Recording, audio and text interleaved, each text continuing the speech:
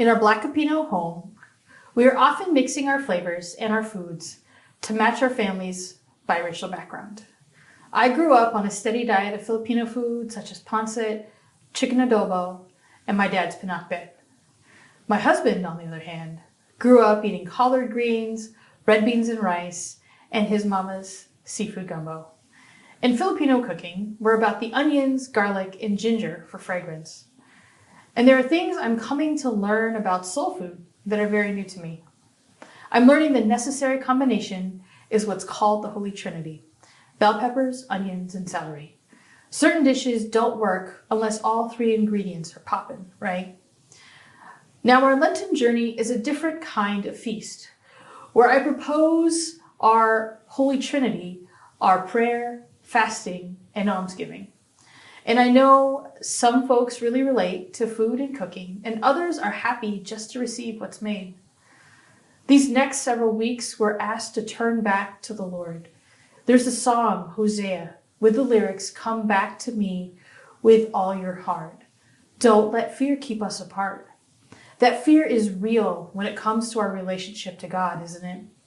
I'm always asking myself, am I doing enough? Do I need to step it up? That line echoes throughout almost everything I do. And oftentimes when Lent rolls around, I'm a list maker with so many ideas and plans. And I know parishes work really hard to invite people back into their spaces. And sometimes I find all the things overwhelming because it's just too much to keep up with. But we hear in Joel that for gracious and merciful is he, slow to anger, rich in kindness, slow to anger. What's there to fear with someone who is slow to anger and rich in kindness? I imagine nothing. There's nothing to fear. These ingredients of prayer, almsgiving, and fasting are set in such a way to help prepare our hearts and minds on this Lenten journey. Our almsgiving needs to be done in a way that our left hand can't know what our right hand is doing. Our prayers to be done in a way where we go to our inner room, close the door, and pray to God in secret. Our fasting means we anoint our head and wash our face so that you may not appear to be fasting. Maybe these actions combined are the secret sauce to a transformative Lent. Now I'm going to take this a step further and encourage you to think about what it would mean like to help others find their secret sauce for Lent. Where could you give of yourself so others may experience a deeply moving Lenten journey? Is it getting up earlier during the week to do household things to help your partner or spouse ease into the day while they take a moment for private prayer? Is it helping someone in your community get to a service or mass once during these 40 days? Is it taking some of your lunch money and putting it toward a fund that is donated to a local food bank? I'm going to go back to that image of a kitchen and food, because we're talking about Ash Wednesday, and maybe talking about fasting and food just makes sense.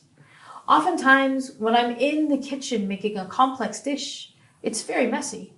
My husband teases me because oftentimes every pot and dish are used when I'm cooking. And it's in that messiness that these beautiful meals of seafood gumbo and pinakbet are created. Both dishes have complex flavors and textures of okra, shrimp, and tomatoes. Both have different aromatics for their base, and both are beautiful and, dare I say, messy. How do you believe God is inviting you into a Lenten journey that is uniquely beautiful and uniquely yours? What is God calling you back to? How will your heart make its way home? Here's an Ash Wednesday hymn that comes to mind.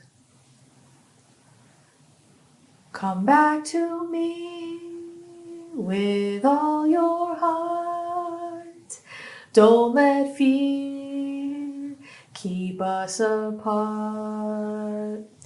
Trees do bend, though straight and tall, so must we to others call. Long have I waited for your coming home to me and living deeply anew.